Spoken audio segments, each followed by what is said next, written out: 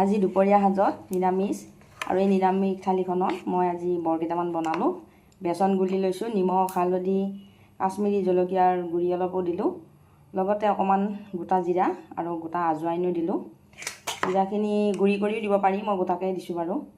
লগতে কলফুলৰ ফুলকেইটা এনেকৈ এৰুৱাই লৈছোঁ। এই ফুলকেইটাৰ ঠাৰি মেচৰ কাঠিৰ নিচিনা ঠাৰি আছে, সেইখিনি এৰুৱাই লৈছোঁ। লৈ পেলাই ইয়াতে দি লৈছোঁ, দি পেলাই বৰ ভাজিছোঁ। এইখিনি মিহি মিহিকৈ কাটি ল'ব পাৰি, মই অলপ দীঘল দীঘলকৈ বনাইছোঁ আজি।